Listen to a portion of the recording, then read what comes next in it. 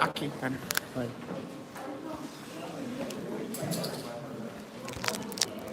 Ai, que ódio, isso é bom.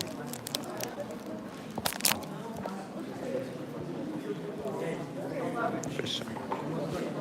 Sejam muito bem-vindos a essa noite, no oitavo simpósio de História, onde que a gente vai falar sobre a memória de resistência de 200 anos da Conferência do Equador.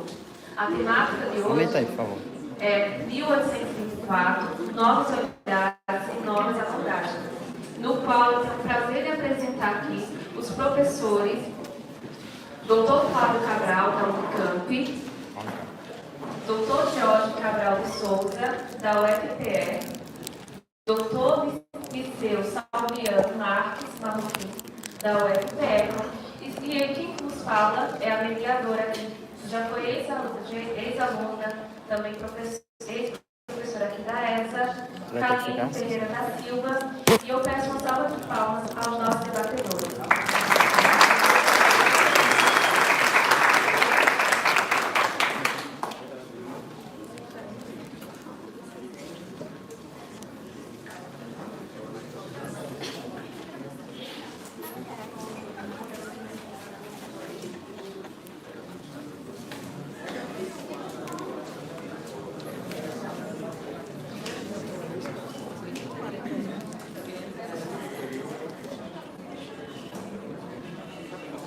O professor José Gomes Cabral foi o professor e doutor mestre pela Universidade Federal de Pernambuco e licenciado em História pela Faculdade de Filosofia, Ciências e Letras de Caruaru. Professor de História na Universidade da Católica de Pernambuco e professor vinculado à Escola de Educação de Humanidades no curso de licenciatura em História. Ao programa de pós-graduação em História, atuou também como coordenador do curso da graduação da RPI da Universidade entre os anos de 2016 e 2020. Foi coordenador da área de História do PIBID, bolsista CAPES, pesquisador do Museu de Arqueologia e Ciências Naturais da Universidade Católica de Pernambuco, associado ao Centro de Estudos de História Municipal da CONDEFE e DEM anteriormente. De 1980 a 2014, foi professor da Educação Básica na rede estadual e privada do Estado de Pernambuco. Tem publicado livros e capítulos e artigos em periódicos nacionais e internacionais, explorando os seguintes temas: América Portuguesa, século XVIII e XIX.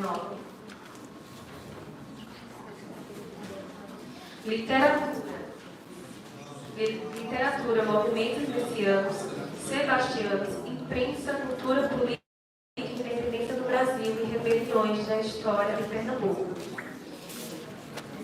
História municipal e local, e ensino de história municipal e local, e em 2001 ganhou o prêmio de Arquivo Nacional de Pesquisa, no segundo lugar na obra de Conversas Reservadas, Vozes publicadas em livros políticos e rebeldes em Pernambuco, publicado em 2013 pelo referido arquivo. O professor Jorge Pérez Cabral de Souza, professor associado na quarta da Universidade Federal de Pernambuco, Departamento de História, pesquisador do CNPq, coordenador do programa de pós-graduação em História, foi coordenador do curso de licenciatura em História entre 2016 e 2020, doutor em História pela Universidade de Salamanca, Espanha, realizou estágio pós-doutorado se pronunciar corretamente, École Haute Estudos, no âmbito do projeto e o bom governo das gentes, com a bolsa do convênio CAPES e COFECUB, em 2014 e 2015, licenciado em mestre em História pela Universidade Federal de Pernambuco. Realiza pesquisa na área de História Colonial, atuando principalmente nas seguintes temas: poderes locais, culturas políticas, elites e comércio na América Colonial, membro da Comissão Estadual para o Bicentenário da Confederação do Equador, presidiu o Instituto Histórico de Olinda, foi conselheiro tutelado do Conselho Estadual de Preservação do Patrimônio Cultural, o CPPC. Recebeu o prêmio extraordinário de doutorado.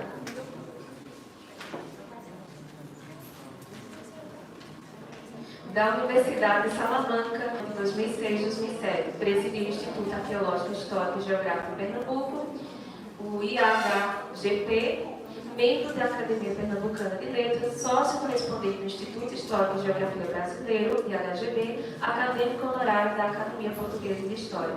E o professor Liceu Salviano Marques Marroquim, possui graduação de licenciatura plena em História pela Universidade Federal Rural de Pernambuco, mestrando no programa de pós-graduação de História pela Universidade Federal de Pernambuco em 2015 e doutor em História Social pela Universidade de São Paulo em 2022. E seguiu bolsa de sanduíche para o programa de pós-graduação na... E ele, obrigada. E ele, atuando nas áreas da História da Religião e das Práticas Religiosas, já foi gestor público na Secretaria de Cultura do Recife e autor de diversos livros e professor substituto do Departamento de Fundamentos e Sócios Filosofia da Educação. E é com muito prazer que eu deixo a fala para os demais.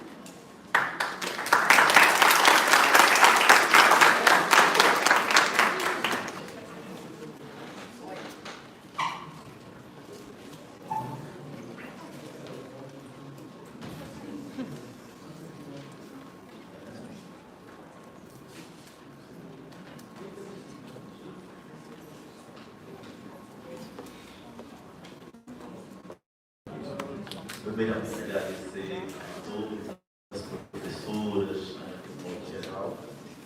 Para mim é um prazer imenso estar com vocês, discutir um pouco sobre a Confederação do Equador, né? E a gente vai tentar passar alguma coisa para vocês com as outras pesquisas que eu tenho feito sobre Pernambuco nesse período de turbulências, né? 1917, 24, começa vai até aí mesmo. E eu trouxe assim, vamos conversar um pouco dessa política brasileira nesse período pós-independência, pós-1122, quando a gente vai começando a perceber alguns mudanças no comportamento do imperador. Né? É a primeira matéria, por favor. Sim, Augusto, por sinal, eles estagiaram no Liceu de Artes e Ofícios, quando eu era professor, né? Me lembro muito bem de vocês lá na escola, eu era professor de História, no Liceu, e vocês que eram da Católica, e com prazer a gente se conheceu e até agora. Aí fica Augusto me arrastando, como sempre, de vez em quando por aqui, né? Pois bem, aqui nesse primeiro slide, bem rápido apenas para situar esse período da chegada da notícia ou das festividades da independência em Pernambuco. Chega mais ou menos as novidades através de uma embarcação que vem da Bahia, em um jornal, e a notícia chega em novembro, mas as comemorações da aclamação de Dom Pedro foi no dia 8 de dezembro de 1622. Uma data da Imaculada Conceição, mas certamente foi de propósito a data para coincidir uma festa da Padroeira de Portugal, justamente com a data que seria a aclamação de Dom Pedro. Um período que foi de muitos desfiles, de tropas, foguetórios, luminárias, abertura do teatro, todo aquele tipo de festas, porque elas são importantes, que fazem uma entrada da política na história, né? Essas questões relativas a essas festividades, elas sempre são questões de mão dupla. Então, ela serve exatamente para referendar, para deixar visível, né? Como a gente estuda muito a teoria de Balandi, naquele livro de Poder em Cena, a gente vai percebendo o poder, como a política ela vai, então, abrir esses espaços de poder, né? Vamos ver o próximo. E aqui nós vamos observar que 22, a partir de 23, aquela figura do imperador já não parecia ser a mesma de 1822. E aí a gente percebe, por exemplo, neste momento aí, Ainda em 22, nós temos um panfleto. Esses panfletos estão no Arquivo Nacional do Rio de Janeiro. Esse panfleto ele ainda mostra aquele Pedro que é aquela figura da independência. Inclusive aparece muito as palavras independência ou morte, que na verdade se cunhou com um mito, né? Mas na realidade, no 7 de setembro, Pedro nunca festejou. Aliás, nunca se festejava 7 de setembro. Esse 12 de outubro, aniversário do imperador, e a data da aclamação. Quer dizer, uma data novamente, percebendo um festejo e fazia o outro. Então, fundação do Império, 12 de outubro. E nunca me falar 7 de setembro. Afinal de contas, até o próprio Pedro dizia, o lugar é ele, não teve ninguém, não apareceu ninguém. Então, na prática, o que nós vamos observar é que foi preparado toda uma festa, tanto no Rio de Janeiro como no Recife, para marcar a data da aclamação. Então, esse panfleto ele procura, então, a mostrar a figura dele, que é uma coisa que se constrói muito, porque é uns cochichos de que Pedro era usurpador do trono do pai. Como é que ele poderia ser imperador se o pai estava vivo? Então teve toda uma preparação com panfletos, com adereços, com símbolos, para justamente, vamos dizer, formar uma espécie de uma fabricação. Parece muito Peter, né? Aquela história da formação do rei, aquela imagem. Então, uma série de trabalhos que os áureos, principalmente, tiveram que colocar na cabeça das pessoas que eram uma nova nação, era um país novo com um governo novo. Né? Então vamos ver esse próximo. Creio que agora a gente vai observando, no próximo, Cíntia, por favor, próximo. A partir desse momento a gente vai observando que já a partir de 1823 começa, vamos dizer, um desgosto ou até palavras mesmo do documento, né? Pedro parecia que tinha enganado os brasileiros. Quer dizer, a partir do momento em que nós vamos ter descontentamento do imperador, eles aparecem principalmente nos jornais, Sentinela da Liberdade, do Cipriano Barata, ou posteriormente a gente vai observar também o Frei Caneca, né? No Times Pernambucano. Esses são os grandes jornais, aonde a gente vai ver que esses jornalistas estão criticando a maneira de Dom Pedro governar. Interessante que essas motivações, principalmente porque é uma grande perseguição à imprensa. Então, o Pedro já demonstrava isso mesmo na regência. Então, a crítica à imprensa era grande porque chegavam as notícias da corte, né, a maneira como ele estava governando, então isso dava um problema. Depois, para poder silenciar, principalmente, a Cipriano Barata, então nós vamos ter a sua prisão. A prisão de Cipriano Barata foi assim uma coisa tramada lá no Rio de Janeiro. A gente vê muitas cartas no Arquivo Nacional, principalmente, até mesmo no jornal de Cipriano Barata, cartas que ele publicava mostrando as pessoas do Rio de Janeiro ficando para ele que ele tivesse cuidado, porque estavam articulando sua morte, ou iam fazer alguma coisa. Interessante que o discurso da época sempre denunciava quem estava por trás de todas essas realizações, estava, entre aspas, a facção andrática. No caso, eram denúncias a José Bonifácio e seus dois irmãos. Então, são criadas verdadeiras agremiações, né, tanto no Rio de Janeiro como no Recife, onde se tentava, então, articular a queda de Cipriano, o fechamento do seu jornal Sentinela da Liberdade, de uma maneira que, para parar o falatório, as acusações que eram feitas contra Dom Pedro. Então, aí a gente observa que os jornais começam a falar mais e a aparecer também tantos panfletos impressos, que já era uma moda desde 1821, depois da Revolução do Porto, nós vamos ter jornais impressos, a partir de 21 já começam, e também ainda continuam os velhos pasquins ou panfletos, que eram jornais, que eram manuscritos. Ambos estão sempre a criticar Dom Pedro. Então, primeiro, a lei de 20 de dezembro de 1820, de outubro de 1623, o Cipriano e o Frei Caneca chamavam retrocesso. Por quê?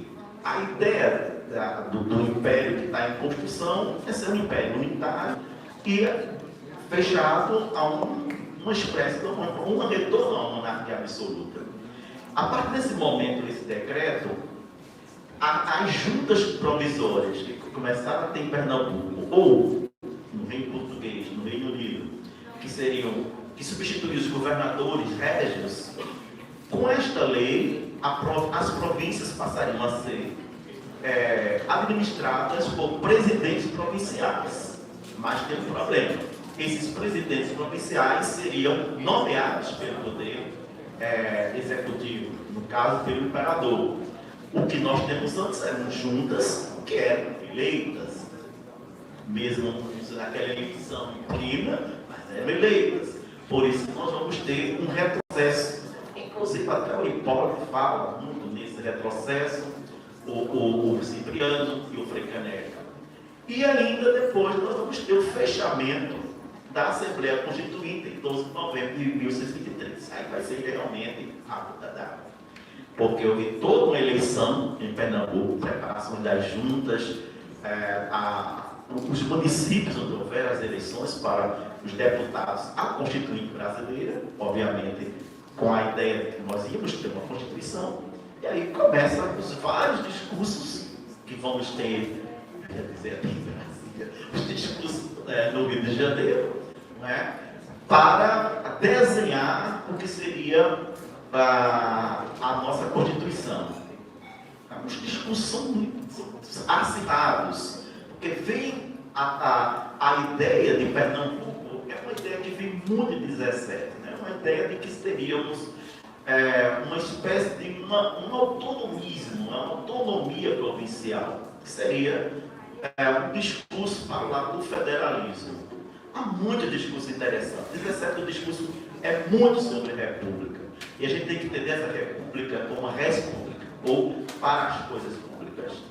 O federalismo já seria mais autonomia para as localidades, para as províncias. E a gente percebe que o discurso de 24 é um discurso mais pró-federalismo, né? Que é isso que vai acontecer até na Confederação do Equador. Então, é um discurso que se tinha também em 17, e é exatamente isso, quer dizer, as províncias com seus presidentes eleitos, com suas cartas constitucionais, com suas representações, né? Então, era uma coisa interessante, mas este modelo não era um modelo que era pensado no Rio de Janeiro, visto na época da regência de Dom Pedro, né? Que essa Constituinte, na realidade, ela foi convocada em 3 de junho, né, de 22, ainda antes da independência, mas ela está sendo agora realmente posta em prática. E já em 22, uma barulheira aqui em Pernambuco tremenda, né, que isso gerou um grande problema até a saída de Gervásio Pires, que era o presidente da primeira junta provisória de Pernambuco, que é outra conversa, né? Vamos ver o próximo. Bom, aqui eu trago para vocês 3 panfletos manuscritos que estão no Arquivo Nacional. Esses panfletos para mim são muito caros, eu adoro esses panfletos. Porque esses panfletos, alguém está escrevendo esses panfletos. Tem alguns panfletos que a gente percebe que já são cópias do original. Isso é uma coisa que existia em Pernambuco, ou em qualquer outra localidade, não apenas Pernambuco. É um panfleto ser escrito por alguém que coloca aí à noite, debaixo das portas, cola em algum local. No outro dia, são chusma de pessoas copiando. Ao copiar, ou pela pressa ou alguma coisa, a gente observa alguns erros que vão aparecendo. Muitos, bastante interessantes, né? Palavras que ou não entendeu, ou escreveu, então a gente percebe muito isso. Mas interessante, talvez, desses conflitos, o que é que eles estão acusando? Eles estão acusando o imperador de déspota, não é?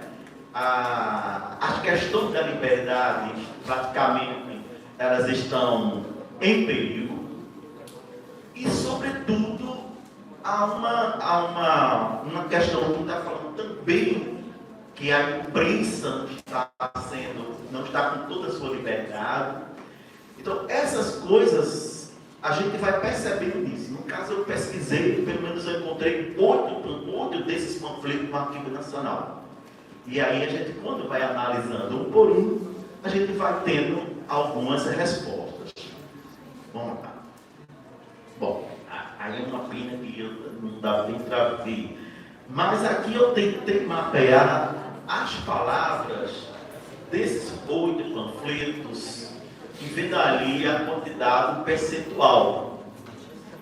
Algumas dessas palavras, eu acho que agora eu acredito que ali nós temos 16% déspota. Isso é justamente a pessoa que está negando a liberdade. Então, Pedro é acusado de déspota. O outro percentual, 12%, infame. Infame é uma palavra gravíssima. Se a gente for observar os dicionários de época que a gente tem que trabalhar, a gente vai ver que é uma pessoa quase sem qualidade. Até o Foucault tem um livro chamado... Uma outra que chama a atenção é... Ali tem um depravado, que também é uma palavra gravíssima, mas foram 4%. Mas ali eu vou encontrar outra, tirano, 12%, muito parecido com uma de 12%, que foi que deu um maior trabalho, baixar. Jesus do céu, eu pendei mais de meses para saber o que diabo era baixar. Eu tentei olhar, baixar no dicionário, não via. Não sei porque, às vezes eu botei até CH, mas eu não tentei ver a resposta.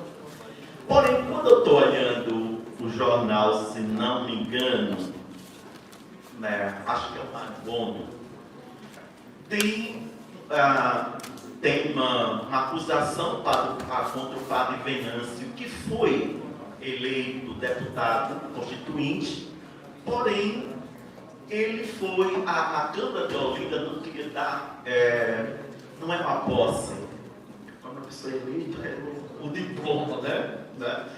Então, mas aí no Rio de Janeiro ele consegue, porque ele é republicano, e ele vai fazer uma discussão fantástica do que é o republicano.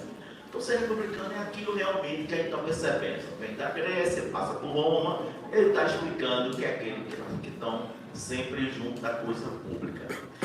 Mas ali estava uma acusação, apareceu baixar com CH. Aí eu fui olhar mais com carinho e encontrei que Rafael lutou em Moraes, quando eles fazem a função do dicionário. Então está lá, mostrando que é um certo governador da Turquia. E aí a gente vai perceber que era uma pessoa que era praticamente déspota. Só que quando a gente vai colocando mais ainda, eu encontro uma história de Portugal de 1700 e alguma coisa. E aí foi fantástico. Porque está mostrando a história portuguesa, das suas conquistas, mas aquelas conquistas mais do Oriente Próximo, Portugal tentando ali pelo mar Vermelho entrar pela Pérsia e chegar por ali. E ali o Baixar de algum local está tentando barrar a chegada dos portugueses. Então já ficou bem claro que Pedro, aí, com essa palavra aí, é justamente esse déspota, essa pessoa que não está ouvindo ninguém, a não ser algum dos seus ministros. Então, isso é interessante quando a gente está estudando essas palavras na política e vendo o sentido dela. Então, a gente está vendo que como seria a reação das pessoas ao tomarem conhecimento, tanto dos jornais, tanto desses conflitos. Era, assim, muito interessante. Deixa eu ver se é assim. Tá. Bom, o efeito na cabeça das pessoas dessas palavras, ou daquilo que se discutia, a gente vai observar que a risadagem era grande quando se lia esses documentos. Porque tem gente incomodada quando escreve para a corte, que havia deboches, risadas, umas palavras aquelas que falavam de alguém. Acho que não é muito diferente de hoje, de vez em quando a gente vê, né, os políticos utilizando palavrinhas de todo jeito, e as pessoas riem, se divertem. Os boatos começavam a circular muito, e isso vai incomodando justamente os alvos, justamente aqueles grupos que defendiam Pedro. E, portanto, as cópias desses documentos que estão sendo feitas iam chegar a determinados pontos que praticamente a gente não pode nem imaginar. Poderia estar partindo do município chegando ao interior. A gente observa em alguns deles essas chegadas desses panfletos que eram levados por Almocreve, por outros correspondentes, pessoas que andavam com seus negócios para outra localidade e seguiam, ou quando fez, muitas vezes eram pegas e enviados por carta para os parentes, para outros que moravam em outras localidades, para saber mais ou menos esses efeitos. Então, as correspondências, de um modo geral, vão dando contas desses efeitos, dessas novidades, dessas palavras contra o imperador. Vamos ver o próximo. Bom, tanto esses boatos quanto essas questões que vamos observando, naturalmente a gente vai ver que a famosa Junta dos Matutos, que aqui está esta, que está a lei da independência, ela que está no governo de Pernambuco, vai ter alguns problemas. O Morgado do Cabo, Francisco Barreto, não vai querer participar de uma reunião. Há um conjunto de coisas que a ideia era tentar ver se evitar a maior complicação. Então, ele sai do governo e nisso, aí nós temos aquele documento que é justamente uma sessão extraordinária do Grande Conselho, de 13 de dezembro de 1823, que ali eles resolvem, diante de nós termos a renúncia praticamente a Junta dos Matutos, ela vai se desmanchando, né? Que a gente quer dizer que fica quase um triunviado. E nisso o governo vai ficar diminuto e no fim vamos ter uma eleição para o presidente da província. É uma coisa complicada, que já se sabia que o governo da província deveria ser de nomeação do imperador. Mas vamos dizer que provisoriamente nós teríamos o Manuel de Carvalho Parque de Andrade, que está de boné, e o secretário justamente José da Natividade Saldanha, que é uma interessante da Natividade Saldanha. É um afrodescendente, inclusive filho de um sacerdote com escravizado, e que o Família Chacon tem uns trabalhos interessantes sobre Natividade Saldanha. Depois, quando a confederação ela é abafada, então os dois conseguem fugir de Pernambuco. E o Natividade Saldanha vai para a França, depois ele vai para os Estados Unidos e termina na Grande Colômbia, por aí. Então, são histórias assim, de trajetórias bastante interessantes. Então, na realidade, nós temos um presidente provincial e aí nós vamos observar que praticamente uma crise política com o Rio de Janeiro. Obviamente que Pedro não aceita de maneira nenhuma essa eleição, que já tinha o Morgado do Cabo, depois ele desiste, pensa em José Carlos Marinho da Silva Ferrão, que é um cara muito engraçado, está em 17, parece, está hoje, filho de casaca, é uma verdadeira bagunça, né? Então é um governo que é um cara que vai atuando entre vários governos, uma tentativa de ficar no melhor. Cíntia, por favor, vamos lá. Bom, e aí, obviamente, nós sabemos das questões da confederação, né? A confederação, ela cai, né? Mas aqui tem uma provocação, uma historiografia produzida do Segundo Reinado, utilizou o mito da unidade, uma palavra de Balandeiro, para acusar os federalistas de separatistas, mesmo em um momento em que o separatismo não era interessante para a construção do Estado Nacional, com o poder central de Janeiro. Isso acabou por ocultar as ideias constitucionalistas e federalistas existentes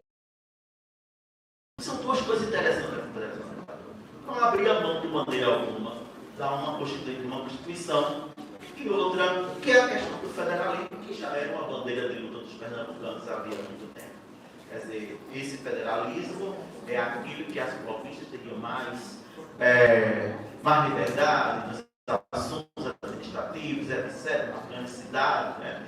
E aí, etc. E também tem uma parte interessante que é o governo do Ceará, quando ele explica, né, de que a federação está aqui pronta, inclusive até as eleições de Pernambuco seria no Palácio do Governo de Olinda. A ideia é o Congresso de Pernambuco para lá. Mas o Congresso ainda se ficaria por geral. E aí ele diz que no Ceará a ajuda está pronta, mas aí é que essa federação começa aqui no Cabo de Santo Agostinho, subindo até o Ceará. Mostra claramente, né, que há um abraço para cada província que quiser. Que mais atrapalhou do que ajudou, que foi uma coisa comentada no Rio de Janeiro. Certo? Dizer que são separatistas.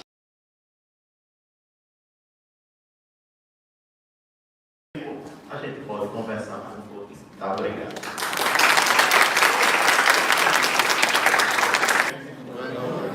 Eu não sei se eu posso falar de perto, se vai atrapalhar aqui a gravação. Não. Falar de perto. Bom, cacoete de professor.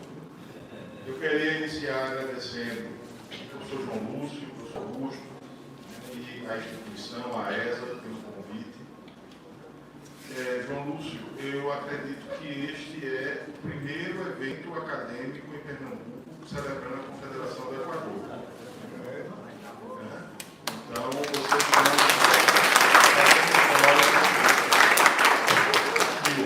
certo? Bom, vamos começar com algumas perguntas assim. Vamos começar conversando. Tá? Domingo passado foi que dia do mês?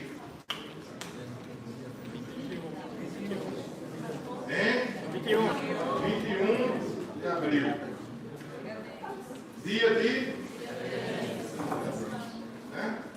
A gente cresceu na escola aprendendo que 21 de abril é o dia de Tiradentes. Né? Um homem que teria participado da luta pela independência do Brasil, que foi enforcado em 1792, por sua participação na Confidência Mineira, né? 1789. Então, todo mundo concorda? 21 de abril, Tiradentes, né? No dia 13 de janeiro, alguém executado. Não foi enforcado com Tiradentes, mas foi Frei Caneca. Frei Caneca. Então, 13 de janeiro de 1825 é o dia em que Frei Caneca foi fuzilado lá no Recife, depois de que nenhum carrasco teve coragem de enforcar ele.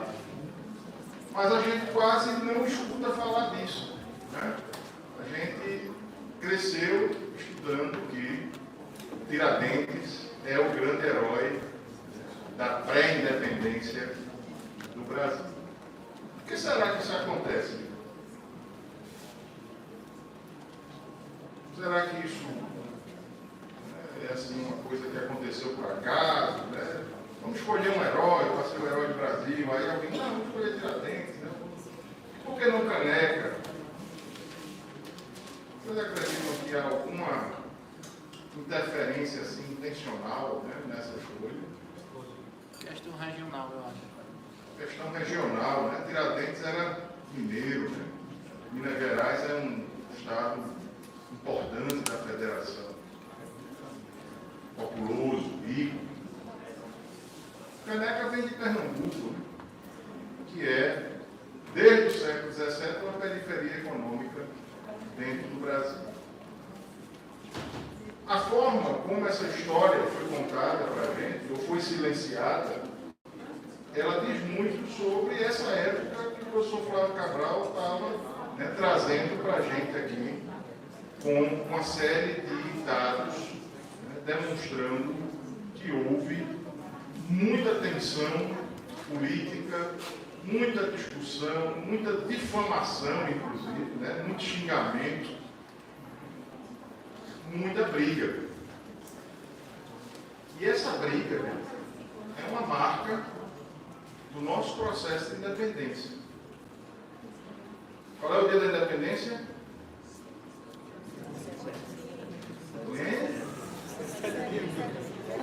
7 de setembro, né? 7 de setembro de 1822. Também é feriado, né? Também é feriado. E o 6 de março? É o quê? Hein? Gata Maga? Dona Magda? 6 de março é feriado? Feriado, agora é. Agora é, né? Olha ali a bandeira da Revolução. A Revolução Pernambucana de 1817. Só é feriado recentemente, a gente só começou realmente a festejar, né, o 6 de março, faz o quê? 6 anos, né? Mais ou menos. Vocês devem, quem faz história, eu vi que tem gente de direito, né, de pedagogia, mas quem faz história deve saber que a história quase sempre é contada pelos vencedores. E no caso do processo de independência do Brasil, os vencedores foram as províncias do Centro-Sul: Rio, São Paulo e Minas. Tiradentes vai virar herói mais para frente, quando vem a República, porque a República de 1889 precisava de um herói, né? Aí Tiradentes coube direitinho nesse papel, porque ele era branco, era mineiro, né? Nunca matou ninguém de verdade, assim, né? Não tomou nele, não iniciou a revolução mesmo, né? E era militar. Então, caía direitinho numa república fundada por militares. Mas a independência, gente, ela tem um cenário muito mais complexo do que aquele que a gente tradicionalmente estudou na escola. Que parecia que estava escrito nas estrelas que o Brasil tinha que ser do jeito que foi e tinha que se tornar independente pela mão de um príncipe português, Dom Pedro I. Achei muito engraçado, viu, Flávio, que um dos xingamentos que se faz contra Dom Pedro é exatamente chamar ele de português. Né? E ele odiava, porque ele queria ser brasileiro, né? Mas ele era português. E não só era português, como ele é herdeiro do trono de Portugal, que depois ele ocupou. Né? Então, gente, a primeira coisa que eu queria chamar a atenção, nós temos pouco tempo, mas eu queria fazer mais provocações em vocês do que propriamente trazer assim, fazer provocações, né, para a gente refletir sobre por que é importante falar da Confederação do Equador, que completa esse ano 200 anos. Não se trata simplesmente de relembrar, né, 200 anos atrás aconteceu a Confederação do Equador, em Pernambuco, massa. Assim, e aí, o que é que isso traz para a nossa realidade de hoje, 200 anos depois, no Brasil? Então, a ideia nossa hoje aqui é aproveitar esses 25 minutos para a gente fazer algumas provocações sobre essas questões, partindo lá do passado. Eu trouxe algumas figurinhas só para vocês não ficarem muito entediados. Né? Todo mundo conhece esse quadro, né? Está em todo livro de história, né? Quadro de Pedro Américo, paraibano, pintor paraibano. Foi encomendado esse quadro por Dom Pedro II. E o quadro só ficou pronto quase no fim do Império. Dom Pedro II queria fazer uma homenagem ao pai dele, Dom Pedro I. E também uma homenagem à própria monarquia. Então ele encomendou, pagou uma grana, Pedro Américo pintou. Esse quadro é enorme, tá? O tamanho dessa cortina vermelha aqui, praticamente. Está lá em São Paulo, no Museu da Independência. E é uma cena mais ou menos inventada, né? Porque, por exemplo, Dom Pedro não estava num cavalo branco, ele estava num jumento, né? Não tinha toda essa gente assim, bem arrumada ao redor. Né? Ninguém sabe exatamente que ponto do riacho de Tiranga foi. Né? Mas isso acabou virando documento histórico. Todo livro de história tem esse quadro. Tá? E nós vamos tomar, né, como referência crítica, vocês leem ali na primeira frase, né, que a gente coloca aqui, o processo de independência ele não se restringe a 1822. Não é o grito do Ipiranga. O grito do Ipiranga é mais um entre vários gritos que ocorreram Brasil afora e América Latina afora. Tá? A gente vai ter uma concepção de processo de independência mais ampla. Ele vai de 1808, com a chegada da família real, que foge das guerras napoleônicas, se instala no Rio de Janeiro e começa a cobrar muito mais imposto do que cobravam quando estavam em Lisboa. É uma corte comprovadamente parasitária, certo? Os gastos públicos são excessivamente voltados para manter essa corte.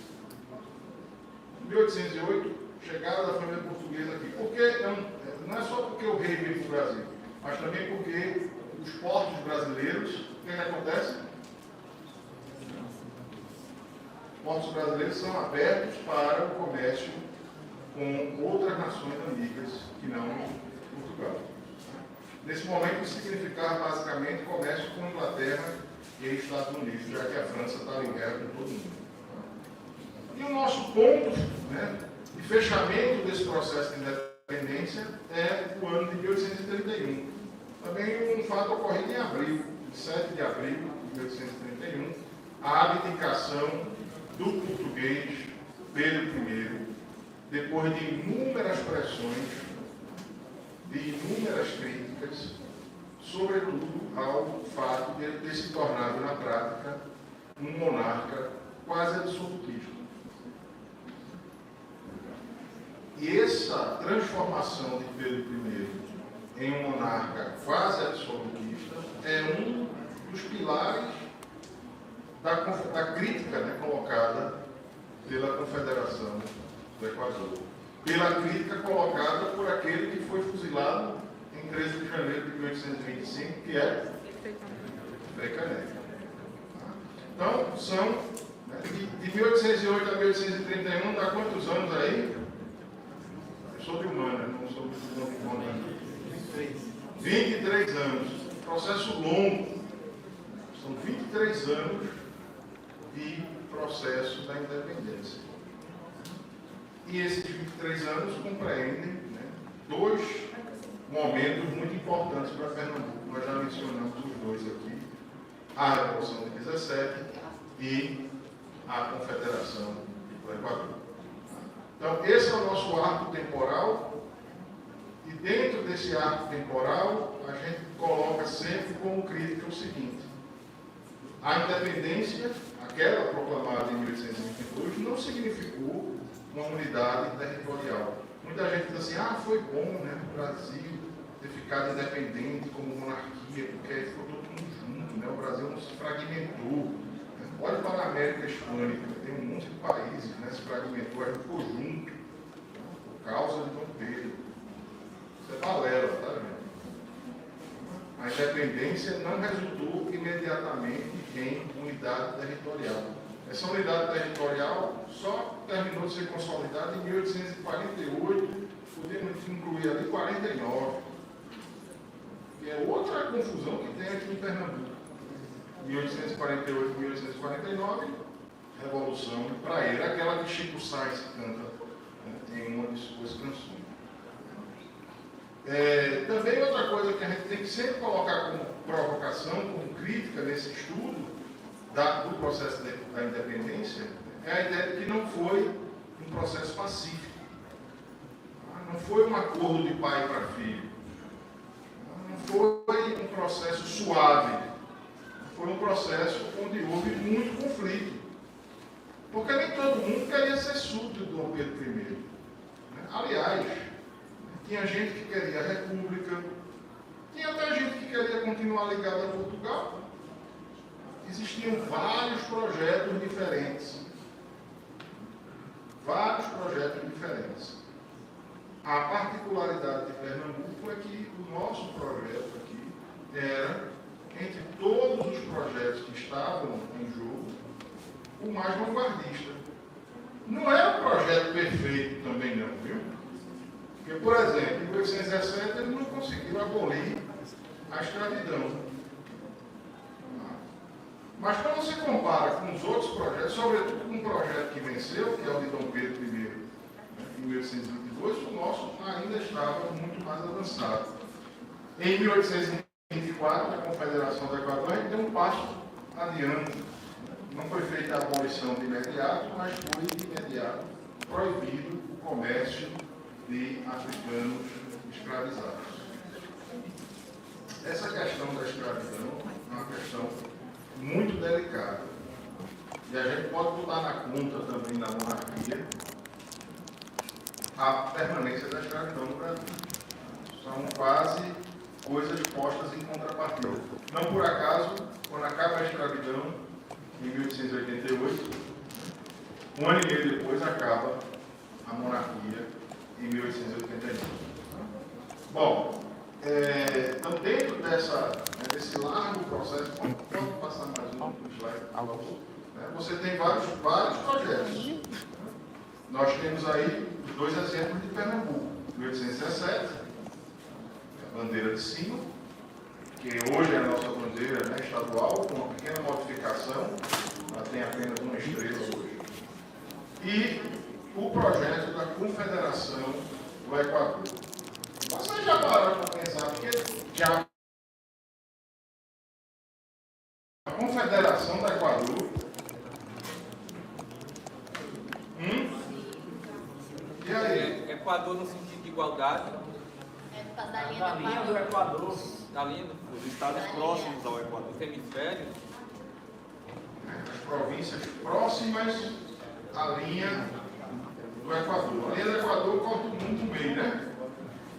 Então, as províncias que estavam próximas da linha do Equador, em relação às outras províncias do Brasil, elas estão situadas ao norte ou ao sul? Ao norte.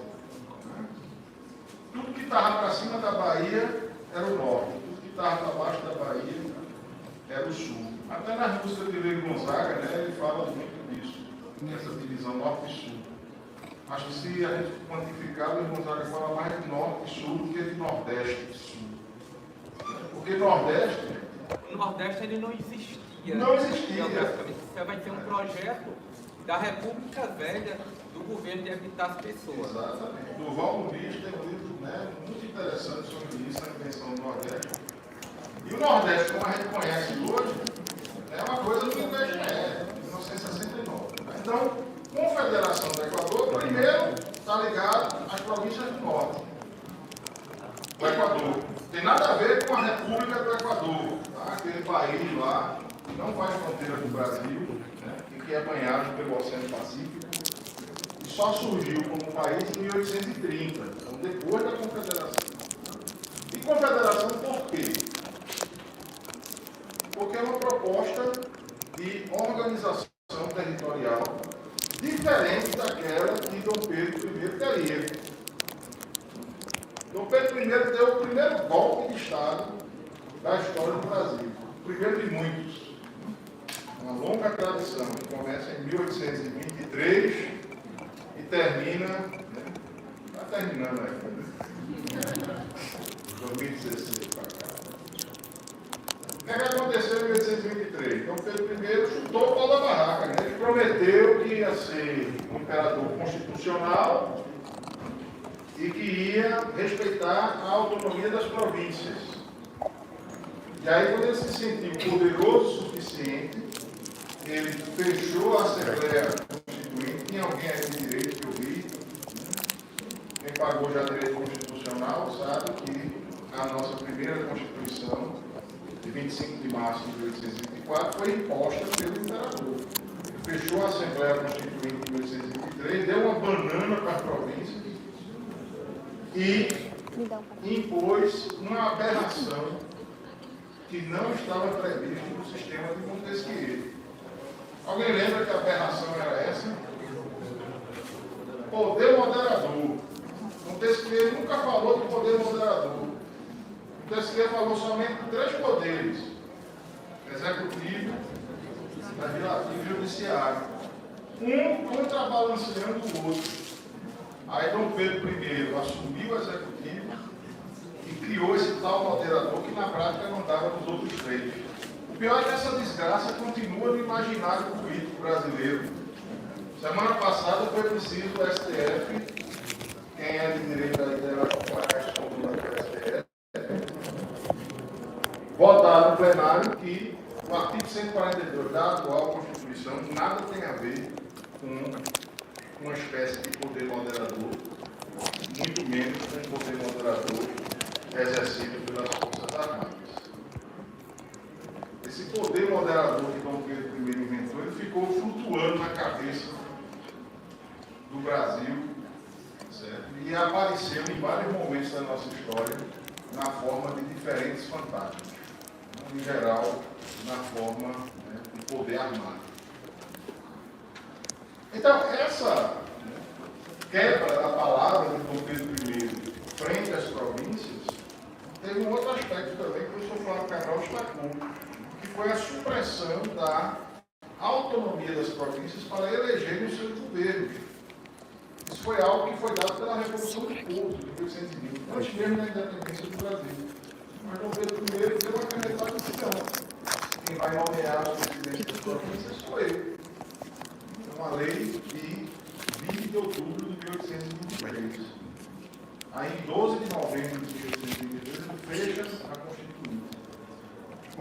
E, ao mesmo tempo, nomeia para Pernambuco um presidente de província que já estava governando Pernambuco e tinha renunciado, porque disse que não tinha condições de controlar a província.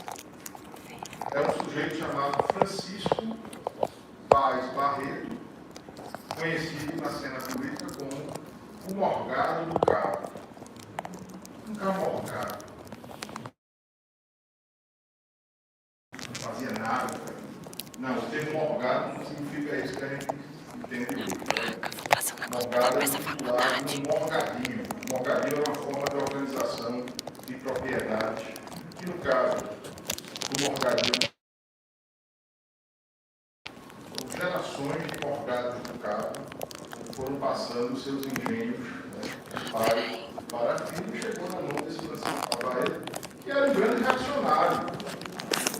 Era um grande reacionário e se opôs a uma ideia de poder federalizado entre as províncias.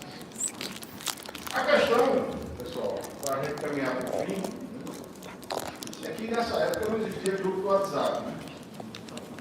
Não tinha um grupo do WhatsApp dos presidentes de província com o imperador. Uma carta demorava um mês para chegar do Rio de Janeiro aqui em Pernambuco. E demorava 2 meses para chegar de Lisboa aqui. Então, o imperador Pedro I nomeou o presidente lá, quando ele já tinha renunciado aqui, e o pessoal se reuniu lá em Olinda e elegeu. O cara renunciou, a junta renunciou. Quem é que vai mandar? Vamos eleger alguém. Ora, quem? Elegeu um cara que já tinha participado da Revolução de 1817, tinha sido preso, e que Dom Pedro I detestava ele, Manuel de Carvalho Paz de Andrade. E tinha muitos inimigos, sobretudo pelo fato de ele ser reconhecidamente uma pessoa que simpatizava com a República. Concretamente, com uma república que já existia no continente americano. Uma república que ele conheceu muito bem, onde ele viveu, onde ele aprendeu o idioma. Ele admirava essa república, que até as filhas dele mudou o nome para os estados nessa época. Alguém suspeita que república seria essa, no continente americano? Estados Unidos. Então, Manuel de Carvalho Paz de Andrade era odiado por muitos defeitos, mas sobretudo por ser um grande admirador do sistema republicano dos Estados Unidos.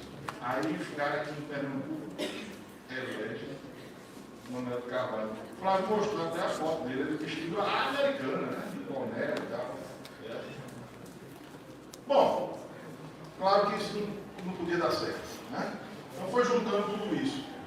O problema da indicação do presidente, o poder moderador da Constituição, e aqui em Pernambuco uma voz que foi também participante da Revolução de 1817, passou 4 anos preso, viu como que já passou, começou a protestar contra isso.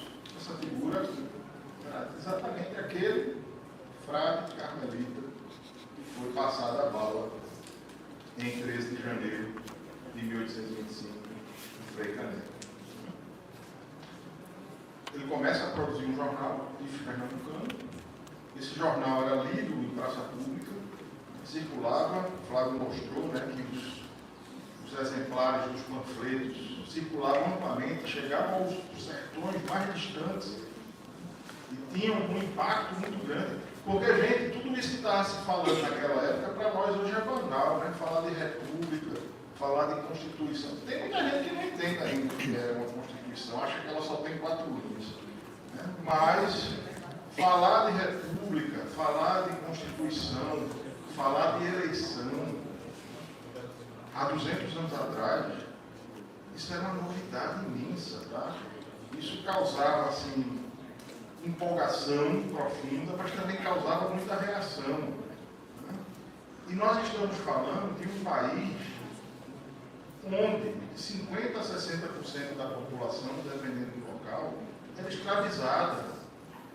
Então imaginem o que é falar de liberdade e igualdade num país onde 50% da população é escravizada.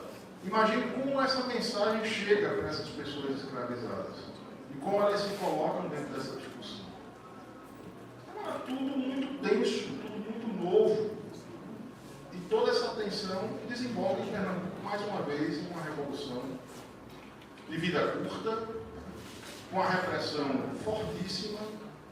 Não foi só Frei Caneca, né? Nós temos pelo menos uma dezena de pessoas executadas, muita gente presa, e o território pernambucano fatiado mais uma vez, né, com corte da comarca de São Francisco. Eu já escolhi meu tempo, né, eu vou concluir, depois a gente pode nas perguntas conversar um pouco mais, só reforçando uma coisa: se não fosse a Confederação do Equador, o Frei Caneca, com o seu sacrifício pessoal, sua vida, a Constituição de 24 teria sido ainda, talvez, né, os encaminhamentos políticos tivessem sido ainda mais centralizadores, mais absolutistas.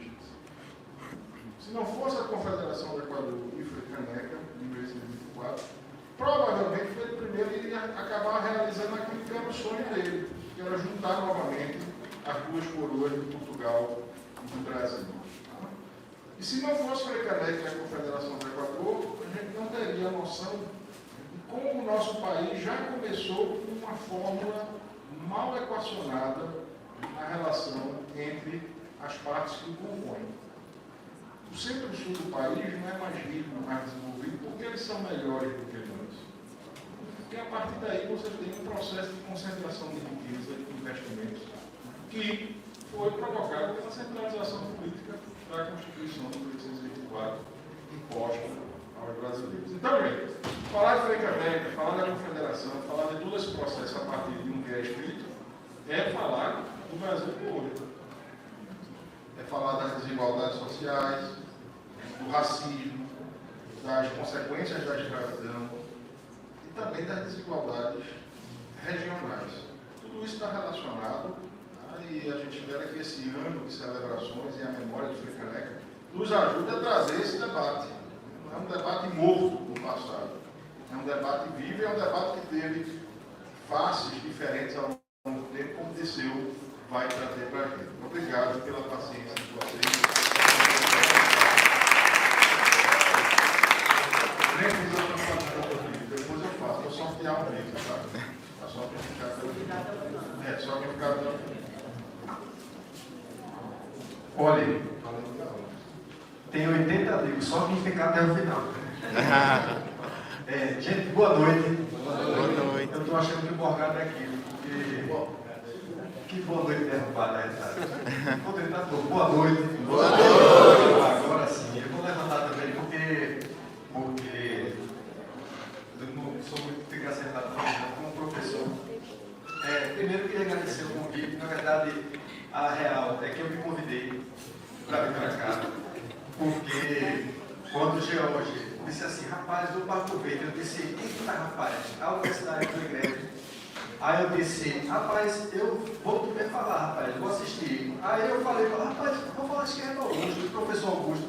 Augusto, estou indo para aí. Rapaz, tem como arrumar um espaço? Eu falei, rapaz, vem-se embora. Eu disse, cheguei. E aí, essa conversa, por isso eu agradeço, que é massa trocar ideia. E essa conversa, recebeu a apresentação que eu vou trazer hoje para vocês, tem um pouco dessa conexão que o George comentou do porquê é que a gente está aqui, hoje, em 2024, falando de 1824. Na verdade, essas histórias e as conexões que são estabelecidas entre esse passado e o presente, tem muito mais coisa no meio do caminho que diz sobre a construção dessa ideia do que propriamente como o século XIX.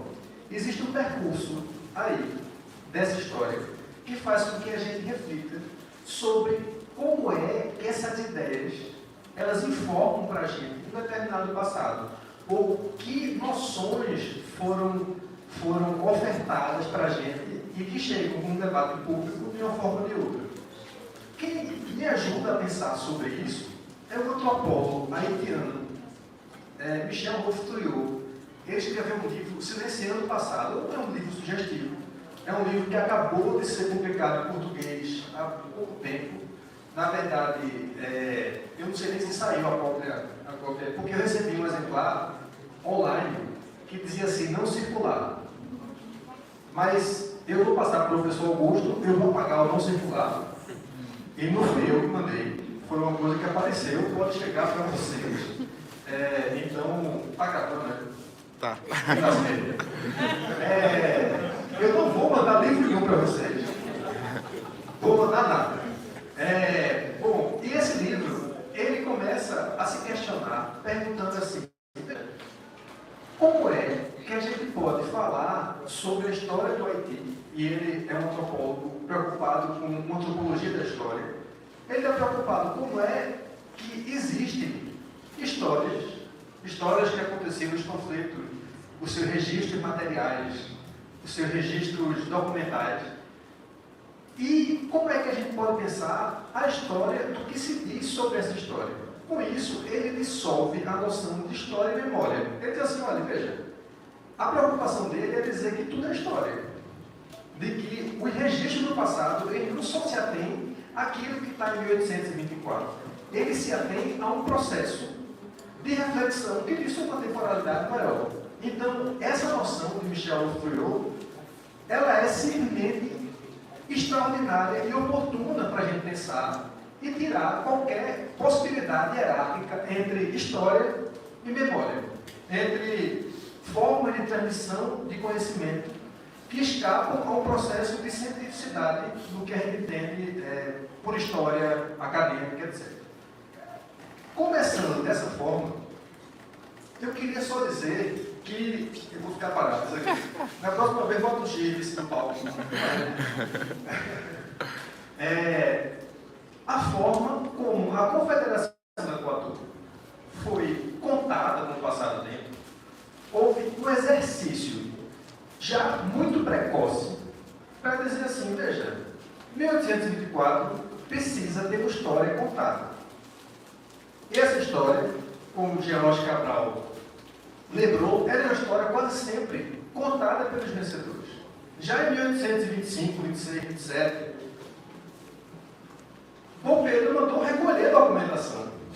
Tentou construir uma história dos feitos, de que maneira esse feito ele pode ser contado. Depois, essa história passou a ser narrada como será que realmente ela é uma história separatista, que o professor Flávio mencionou? Será que a gente está falando de uma noção realmente separatista, de um debate sobre unidade de império? Será que é isso mesmo? Quando você pega, por exemplo, o debate dos 50 anos da independência do Brasil, quando foi instalado uma estátua de Dom Pedro I, no Rio de Janeiro, estátua de bronze, bonita, ele lendo a Constituição, um sujeito que pertencia a geógrafo, historiador, ele começou a questionar, rapaz, esse camarada, na verdade, ele está lendo uma sentença de morte dos mártires de 1824. Esse camarada é, na verdade, um assassino, é o déspota, é o Pachá. A gente ficou discutindo, não é Pachá, não é Pachá. Esse sujeito, ele é um assassino, é um déspota.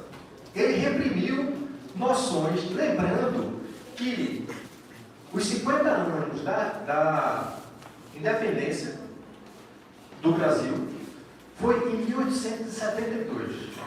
A força do movimento republicano começava a crescer a partir da década de 1870, o movimento republicano que veio chegar nos republicanos históricos já no final do século XIX. Porque a noção de república está dentro dessa história. Mas, a partir do momento em que começa a se mobilizar uma ideia de que essa história de 1817, 1824, mais para frente, a gente vai ver que se atribui a uma noção um pouco mais antiga, é de que a gente começa a ter a construção de um germe republicano, de que a gente precisava construir uma genealogia republicana para justificar o que veio a partir de 1889, que foi o golpe militar da República, o levante de 89. Quando a gente para para pensar nisso, a gente começa a olhar para outras formas de se contar esse passado.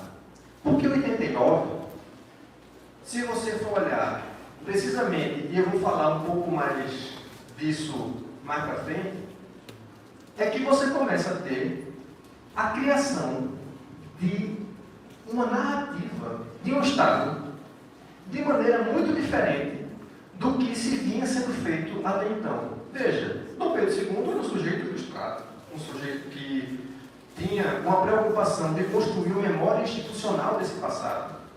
Ele mandou pintar o quadro da independência, mandou pintar a Batalha do Havaí, mandou pintar a Batalha dos Guararapes, mandou fazer um monte de registro oficial com a preocupação de dizer assim, como é que essa nação se funda, como é que esse Brasil monárquico ele tem seus marcos de construção de nação.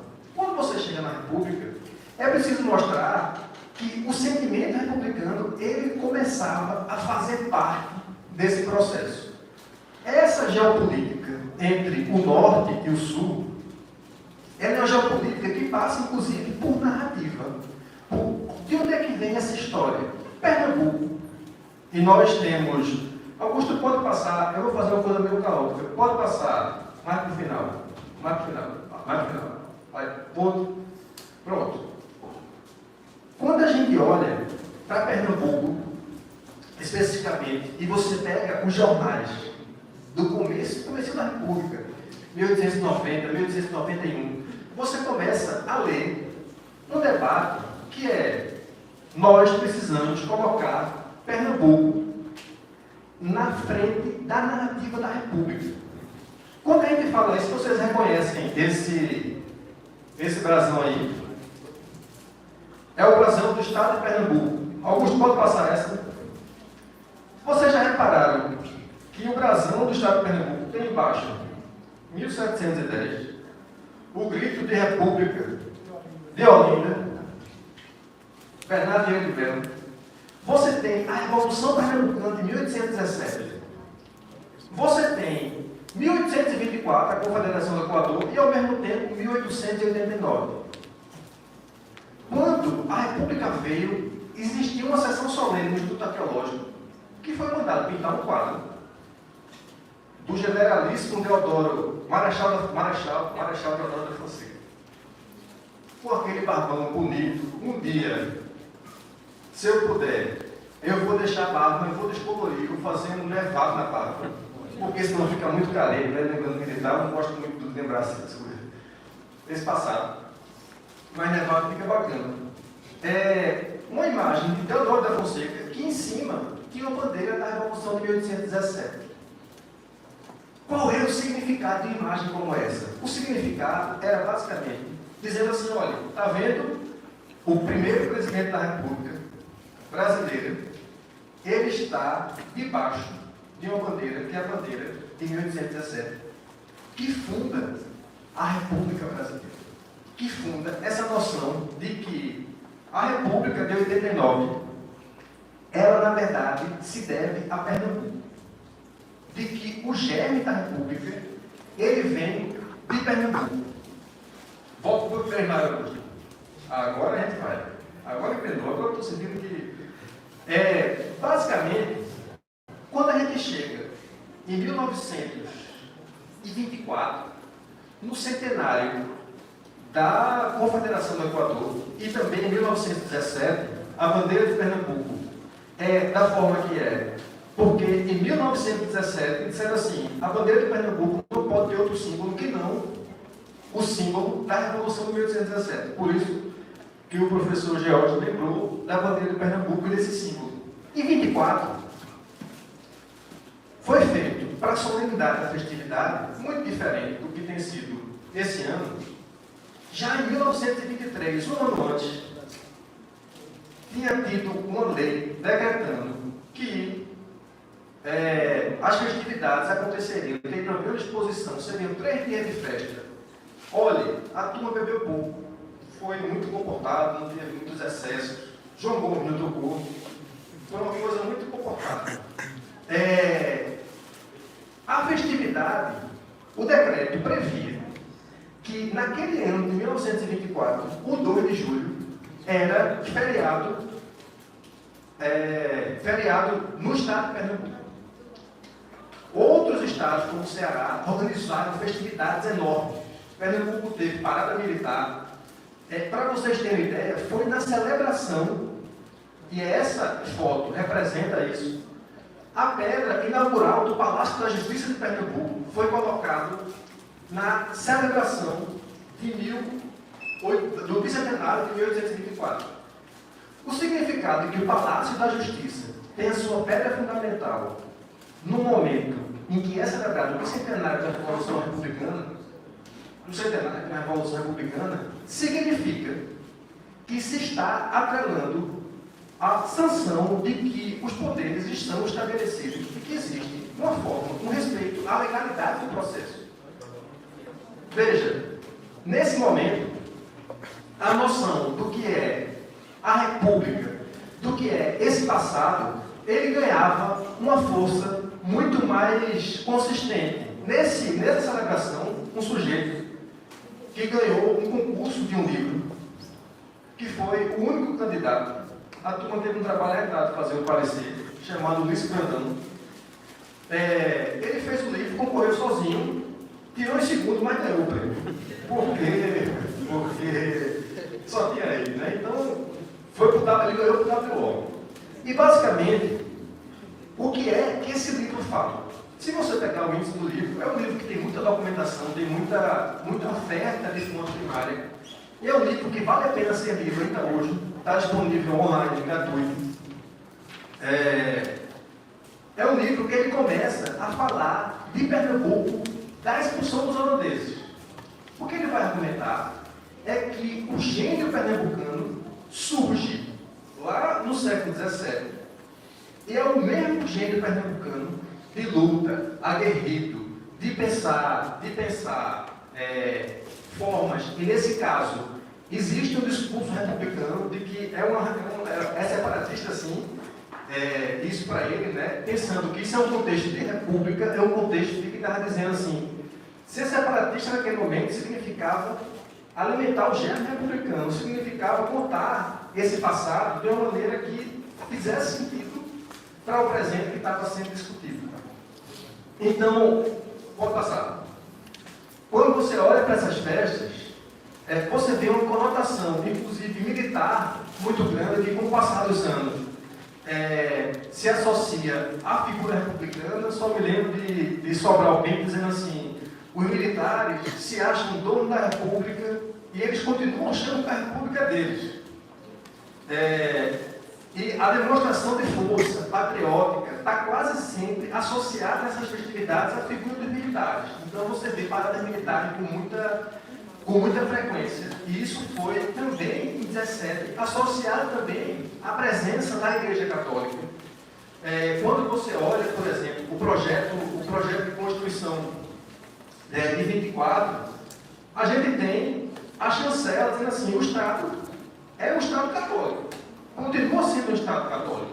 E não é gratuito que, na solenidade de 1924, teve uma grande missa campal e que o orador, o Deão Pereira Alves, que era um sujeito que tinha acabado de virar bispo do Natal, ele disse que, veja, não é à toa que nós estamos aqui celebrando esse centenário com uma missa, porque essa também é uma revolução católica. E naquele contexto, mais do que antes, fazia sentido a noção de que o Brasil estava se recatolizando. O Brasil se tornava um país católico efetivamente. Dom Sebastião Leme estava no Recife. Então, tem uma carga muito grande presente na interpretação do que era o passado. Frei Caneca, a essa altura, ele não era tão maçom, professor Augusto, como depois ele se tornou, foi apropriado pela maçonaria com um pouco mais de força do que era nesse momento. Então, nesse momento, ele era muito mais fraco do que maçom naquele momento. Pode passar. Então, você tem festividade. Não achei registro de parque, mas teve dança, teve festa, inclusive em paróquias, que não era necessariamente do Estado originalmente, mas que houve uma mobilização comunitária para dizer assim: essa é uma celebração que é uma celebração patriótica.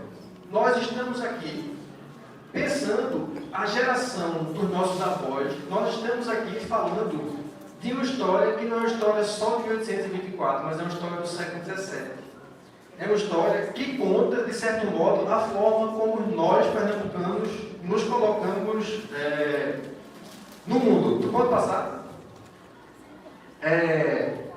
E aí, Sérgio Loreto, não vou ler tudo, vou só falar para vocês rapidamente do que é essa carta. Essa é uma carta que o governador do Pernambuco, de então, escreveu, publicou no jornal, dizendo assim: olha, essas celebrações são celebrações da pátria.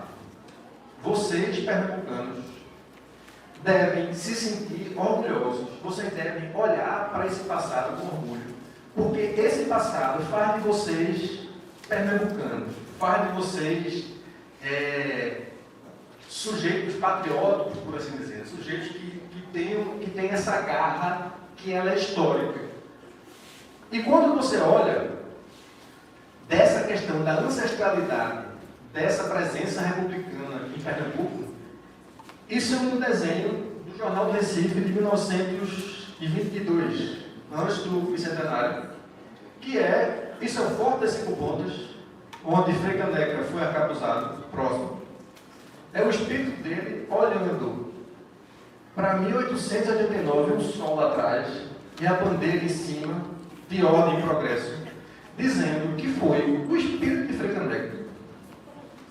E eu imagino, tem um caso depois que a gente pode conversar, mas tem a história da aparição do espírito de Frei Caneca. Eu tenho medo de algo retado, mas tem essa história.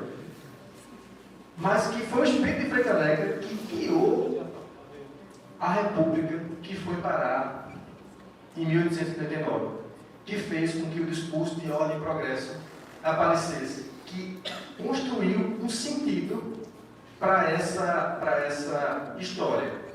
E aí, você vê um debate já muito cedo, pode passar, isso do que George comentou, que a Confederação do Equador foi sendo mimetizada, ou melhor, o debate republicano foi sendo mimetizado, sobretudo na figura de um sujeito como Frei Caneca, que passou a ter representações muito distintas com o passar do tempo, mas sempre de um sujeito que estava olhando para pensar a República. Em alguns momentos, tem gente que diz assim, não, ele foi condescendente, ali naquela beiradinha ali entre 22 e 23, ele foi condescendente com a monarquia, mas disse que isso foi um lapso. Mário Melo disse que isso foi um lapso. Ele não foi necessariamente o debate sobre as interpretações de como Caneca viu a República ou interpretou essa gana republicana. Mas, basicamente, quando você pega no comecinho da República, Frei Caneca, existe debate nos jornais dizendo assim, não tem porquê a gente falar Tiradentes. O que já começou falando a fala dele. No começo da República, em 1891, tinha um clube republicano, Frei Caneca, não é à toa, que ficava no bairro de Afogados. Quando você começa a pensar de que o pessoal estava dizendo Tiradentes não faz sentido nenhum. Esse debate se arrasta até a década de 20, dizendo que Tiradentes não faz sentido nenhum. A República no Brasil não faz sentido se não for Pernambuco, se não for passar por Pernambuco, se a gente não olhar que essa tradição ela tem um passado muito arraigado dentro de um lugar específico, que é o nosso lugar de nascimento, que é o passado compartilhado, que é uma experiência republicana de longo prazo. E quando você começa a olhar para isso, Frei Caneca, você tem a representação de Murilo da Greca, por exemplo, de 1924, você vê um Frei Caneca que lembra a representação de Tiradentes, que está ali olhando para o horizonte, com a crença no futuro, de certo modo e tal. E outras representações, não vou me deter em cada uma, mas basicamente você tem a construção do herói, do mártir, do líder, que depois foi escrito no livro de Aço dos heróis da pátria. Enfim, Frei Caneca, ele é um mártir, ele foi eleito como mártir. E em 1925, por exemplo, a festa do acapusamento de Frei Caneca foi uma festa extremamente militarizada. Essa memória de Frei Caneca, ela passou dizendo assim, esse camarada precisa ser saudado.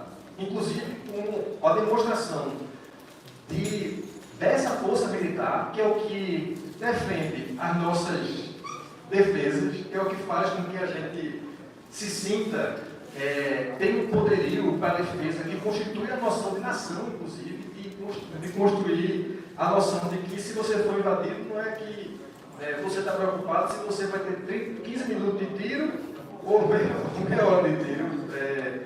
Se seu vizinho está comprando caça americano, então mas só tem 20 minutos de tiro, pronto. Aí realmente não vai ter guerra não, 20 minutos de guerra. Mas essa noção de demonstrar a força, demonstrar a capacidade militar, ela passou a se associar gradativamente, isso com o advento da República, sobretudo, a essa memória, que acabou virando uma memória, de certa forma, elitista. Uma memória que, de certo modo, quando a gente fala de 1817, a gente fala de 1824, a gente pouco fala do debate sobre a escravidão, a gente pouco fala de Pedro Pedroso, que era um herói negro, em 1817 e adiante. A gente pouco fala, e isso tem um debate, inclusive, do finado Costa Porto, dizendo como é que a gente pode falar de 24 se a gente não fala do Major Agostinho Bezerra, que era uma liderança negra nesse processo, como o professor Flávio mencionou na atividade de Saldanha. Veja, quando a gente tenta olhar para esse passado, já chegando ao final da fala, para vocês não dormirem tanto, dormir só um pouquinho, mas não dormir tanto. A gente hoje, quando olha para esse passado, hoje, depois de tudo que a gente já passou, veja, isso aqui, na verdade, não é em 25, não, isso aí já é nos anos 70, já nos 150 anos do acapusamento de Frei Caneca, regime militar. Quando a gente olha para esse passado, é preciso a gente entender que a forma como essa história foi contada passou por apropriações muito diferentes. E que são apropriações que hoje a gente precisa pensar que essas falas elas são muito mais múltiplas do que essas representações de herói, dessas representações de padre.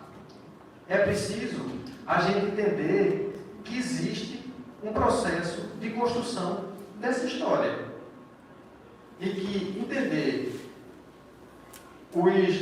as fontes, as narrativas das fontes primárias, que você entender de que maneira esse debate circulava, é fundamental para hoje a gente começar a questionar noções de pátria, noções de país, noções de república, para que a gente entenda que vilipendiá-las não pode ser um processo da noite para o dia. Não é uma questão de quantas linhas tem a Constituição, é a questão de que existe um direito que é coletivo, que existe uma necessidade que precisa ser pensada e que história é sim uma questão presente. E de que para a gente pensar sobre 24, a gente tem que pensar sobre o Brasil, a gente tem que pensar sobre que república a gente está construindo, que país é esse que a gente está refletindo nos cursos que a gente está fazendo, seja de pedagogia, que noções de liberdade, que noções de república, que noções de país a gente está falando hoje. Que Brasil, 1824, informa para a gente? Ou que tipo de memória, ou que tipo de história a gente pode construir a partir de agora, pensando sobre esse passado? E é isso. Obrigado, gente.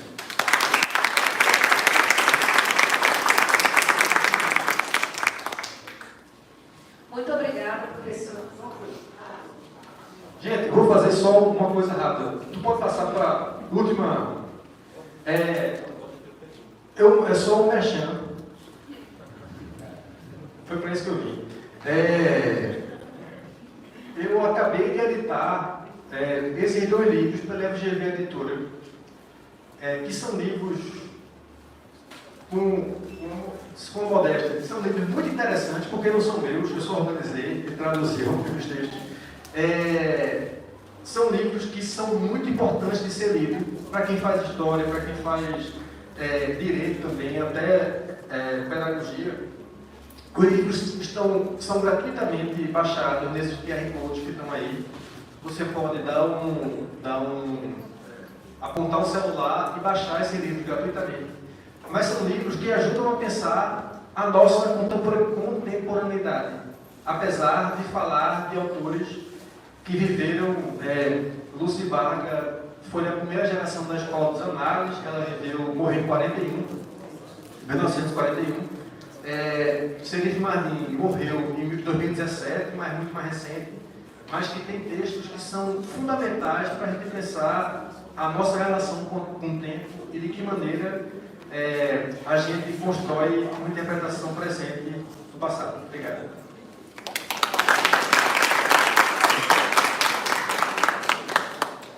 Muito obrigada, professores, pela fala de hoje. Garanto que foi muito instigante aqui para quem está presenciando a fala, trouxe novas reflexões. E com isso eu queria passar para falar para o professor Maurício, que está representando a direção aqui da AESA César. Boa noite, quero agradecer. Me fez lembrar de quando eu estudava no Recife, né?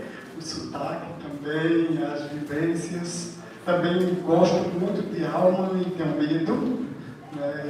Visitava muito aquela programação do Recife Mal Assombrado. Eu, como o João Lúcio, sou sertaniense e sou quilombola lá do Severo, do Quilombo do Severo. E eu estava pensando aqui, João Lúcio, que eu vivi quando na cidade, na rua 6 de Março, em Sertânia, ou na rua Frei Caneca, uma coincidência terrível, né? E então, o orgulho falar para os professores para os meus alunos que tiveram que ir para outra aula, os de Direito, mas de como foi bom a gente ter vindo para cá, né? Nem tudo é aula. Vocês que estão na faculdade é diferente da gente que cursou na universidade, né? Porque a universidade ela é mais isso, mais evento, mais corredor, mais feedback, né? É muito interessante. E eu sou muito orgulhoso de ser pernambucano nesse sentido, revoltoso, né? Quilombola, etc. E então, comecei a minha trajetória acadêmica de 2016 para cá, como professor da Universidade Federal de Alagoas, no campus do Sertão, depois finalizando agora em Arapiraca, e sempre dizendo isso, que a gente tem que falar mais dessas revoltas. Aí, por último, eu separei uma palavrinha que eu gosto muito e sempre falo, dessa citação de um tempo crítico de Pernambuco, que é isso, essa frase aqui, uma crítica às oligarquias. Eu acho que os professores se lembram, não sei se vocês já ouviram, que diz assim: quem viver em Pernambuco não há de estar enganado, que ou se é Cavalcante ou se é Cavalgado. E então a gente não aceita, embora os Cavalcantes de Albuquerque foram muito fortes por um tempo, né, a família mais forte política, acho que teve 12 senadores, né, por exemplo, muito forte, mas esse papel que a gente tem revolucionário, né, parabenizar o curso de História, que trazer uma palestra nesse sentido muito bom. Os meninos de Direito vão ser falados mais sobre essa questão também, que eu sou professor de Economia, não é? Embora caminhe mais pela filosofia, mas eu sou economista na minha primeira graduação. E então, Direito e Economia, mais a pedagogia, quando a gente também dá aula, tem que falar desse papel, não é? Em Pernambuco, em todos os sentidos, da história, do direito, da economia, da pedagogia. A gente tem um hábito de ser insurreitos, né? De ser revolucionários, etc.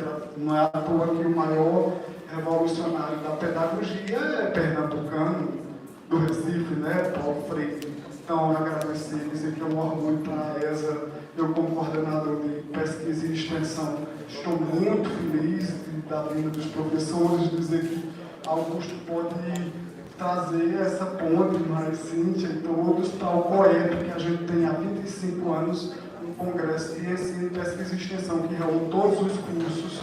É uma amostra muito boa, será um prazer tê-los aqui conosco. Muito obrigado.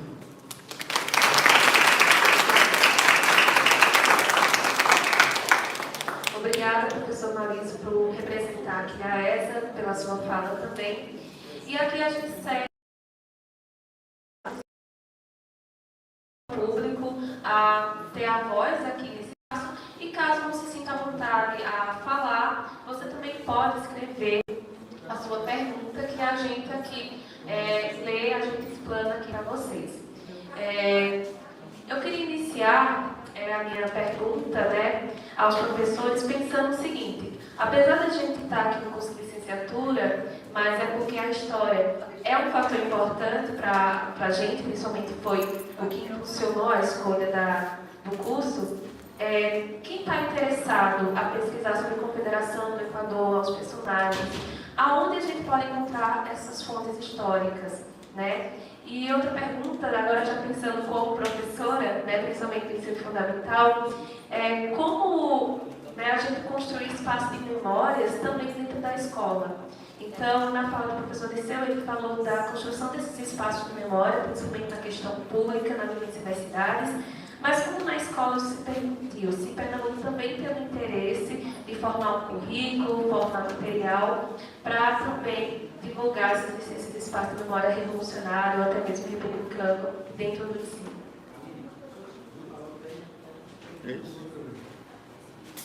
Bom, boa noite a todos e a todas aí, né? Parabéns novamente aí pela brilhante mesa de debates.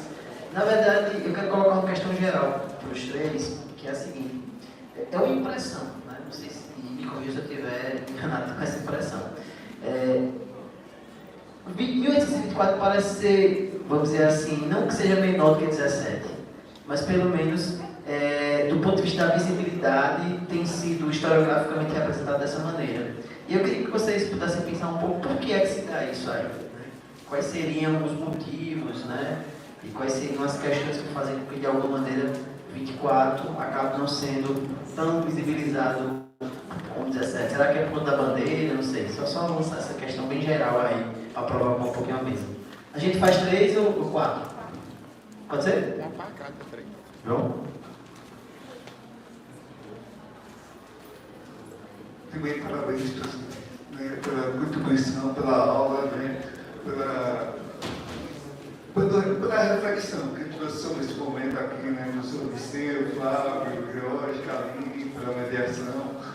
São duas perguntas. Primeiro, em 1824, início do século XIX, a gente estava ali numa transição, vamos falar assim, né?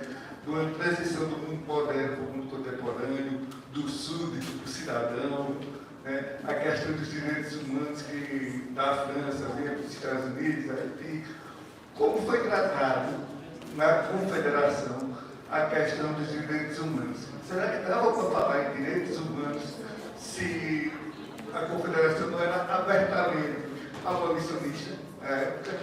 E a questão da cidadania? Ainda seria uma cidadania plena ou uma cidadania ainda censitária em 24? Segunda pergunta é mais ligada ao IHGP. Né? Eu acho que temos sócios do IHGP. Essas revoluções de Pernambuco se deram em curto espaço de tempo, 17 a 24, 7 anos, de 24 para 48, que é para ele, 24 anos, e 2 décadas depois a fundação do IHGP.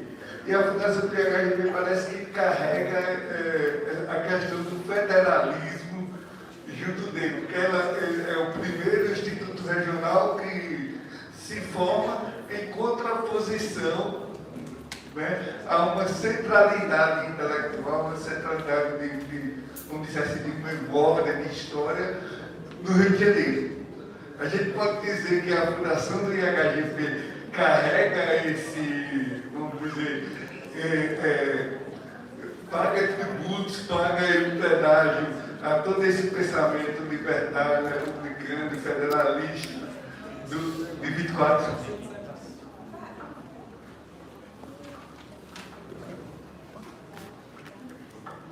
Poxa, foi tanta coisa que eu esqueci da metade. Eu preciso ser bem. Ó, essa cidadania e essa liberdade são muito em construção neste momento. Né? Por exemplo, a cidadania é uma coisa assim que a gente já vê esse discurso com a Revolução do Porto. E na minha espécie de doutorado, eu encontrei um documento muito interessante com isso. Eu sempre gosto dessa menção de cidadania. É que, do mesmo jeito que se falava nas casas, né? Eu vou encontrar, assim, dois escravizados na rodoviária falando sobre cidadania, porque estou dentro de casa, porque em Portugal estava falando de cidadania, então era pleno, independente da cor. Portugal não tinha mais escravizado, não tinha escravização no Brasil, tinha realidade diferente. E esses caras estão falando ali, dizendo que eram cidadãos e tinham direito a conseguir empregos públicos. Foi uma confusão. Mas também não podia ir para a cadeia, porque na realidade o processo de 20 embargou muito essas coisas. Mas você vê como essas pessoas, como os escravizados estavam entendendo e sabiam o que estava acontecendo. Essa boataria aí tem sempre essa alimenta muito. 17, ela tem uma dinâmica muito forte, é uma dimensão internacional. Atualmente eu estou trabalhando muito com os trabalhos de 17, olhando muito as caixas constitucionais da diplomacia, principalmente francesa, norte-americana e da América do Sul. É uma coisa fantástica. Né? Realmente é um modelo muito ligado àquilo que está acontecendo nas explosões na América do Sul. A dinâmica é grande. Os cônsules daqui do Recife, cartas surrupiadas, projeto. Caramba, é uma coisa fantástica uma carta surrupiada pelo cônsul-geral da Grã-Bretanha no Rio de Janeiro. Só porque eu ouvi falar no nome de um Avelar e de outras pessoas que é das guerras libertárias ali do Rio da Prata. E a Inglaterra deve saber o que está acontecendo ali, porque é a dona de tudo, mas os Estados Unidos também é dona de tudo, porque tem a política América para americanos, isto é, América para coisa que já o presidente era um homem, que depois veio de novo lá em 20. E aí a carta é surrupiada, cara, está todo o projeto, a gente está vendo como a Revolução de 17, a maçonaria estava ligadíssima, e as cartas circulavam, porque claramente está dizendo os erros dos pernambucanos, as coisas atuais. Só que o embaixador, ele não pensava que estava aquilo ali, teve que contar para Dom João, mas negou como conseguiu. Então você vê, é uma dinâmica muito profunda de 17. Essas questões das bandeiras, tem lá, etc. Né, que a primeira bandeira, a primeira reação, a primeira bandeira que vai ser é totalmente branca, porque eles arrancaram o emblema do Reino Unido. Porque aquele azul que tem quando a bandeira, ali é o Brasil, ali está o Algarve, Portugal. A bandeira é branca, depois vem a bandeira com uma estrela, depois vem com 3, e aqui está na Secretaria do Estado norte-americano, e que o Instituto Histórico e Geográfico Brasileiro copiou em uma das suas revistas. Então, a dinâmica 17 é profunda, a discussão é grande, acho que seria dias e dias para discutir. Então, ainda mais o brasão. O brasão de 17 que não se conhecia, esse brasão está timbrado na documentação que chancela a Cabo Galo. O documento de Cabo Galo está lá, o brasão de Pernambuco. Né? Perfeitamente a bandeira, etc., no meio, é muito profundo. Então, as questões de trabalhar muito isso na escola é uma coisa que precisa melhorar. Eu acho que muitas dessas coisas, dessas questões, precisam muito estar no próprio estudo de Pernambuco. Eu lembro que quando eu era criança não tinha estudo de Pernambuco. Né? É que a gente começa a acabar com muitas coisas. Né? E aí as datas estão sendo forçadas para poder se lembrar, 17, 17, 24.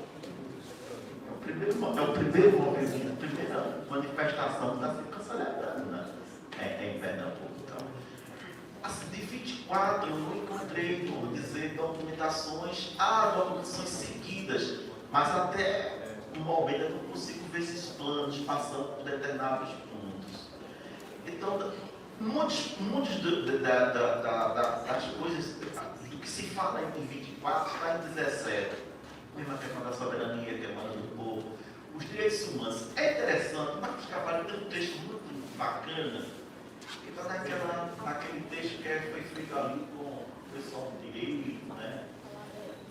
A questão do liberalismo, né? Liberal, o seu povo Ferraz também tem essa questão, liberais. Liberais tem limites na época. Então, ambas falaram das questões da escravatura. Mas quando vai falando, os senhores vão desprezando. Então, há um abandono pelas próprias pessoas, pelos próprios senhores que estavam lá. Então, tem que postergar, tem que levar mais para frente.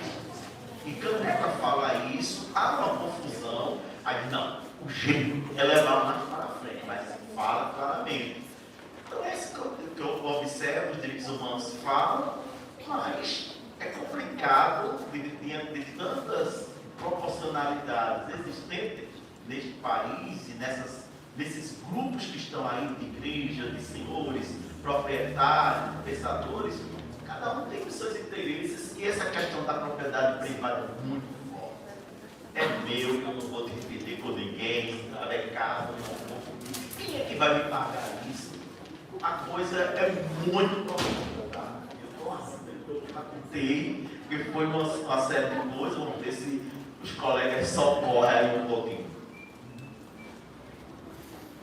Bom, bem sinteticamente, né? O Gustavo já colocou as linhas gerais.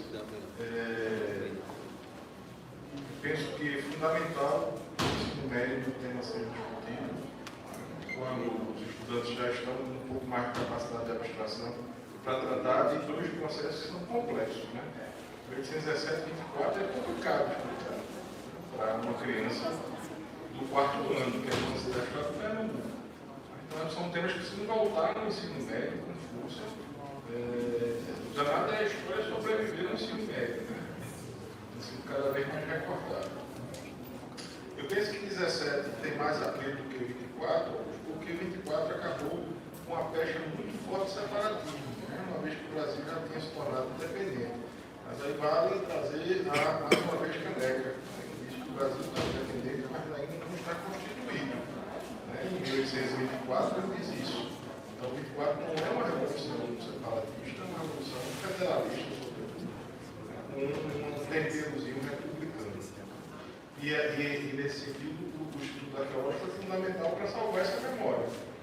Continua trabalhando, batalhando nisso. Eu não tive tempo de falar, eu ia mostrar para vocês alguns livros que foram publicados nas comemorações do bicentenário da Revolução 17 e da Independência. O acervo museológico está lá, fontes estão lá. Nós procuramos trazer uma parte dessas fontes nessas publicações, mas é uma batalha cotidiana, porque durante mais de um século a memória da independência é construída a partir do Rio, e sobrou muito pouco espaço para nós nos colocarmos. Então, né? E como eu falei, não é somente nos colocar no ponto de um mundo bairrista, porque Pernambuco foi o primeiro, mas porque a gente tinha um perfil de vanguarda, uma proposta que avançava, inclusive, de forma limitada, mas que se colocava no campo dos direitos humanos, das liberdades individuais, inicialmente, limitadas pela questão da escravidão, mas é um debate que é suscitado e não deixa de provocar reações. O Pedro Pedroso, um Urucu, uma atividade saudável, são frutos dessa discussão. Mais ou menos nessa. Você coloca o Nordeste apenas como um espaço de atraso, mas ao mesmo tempo tem um discurso por trás de aproveitamento desse atraso. Então, isso aí também significa uma coisa meio estranha. Né? Inclusive, se você faz uma perspectiva do século XIX, ou até nessa questão, a gente vai fazer alguns olhares ao próprio governo também.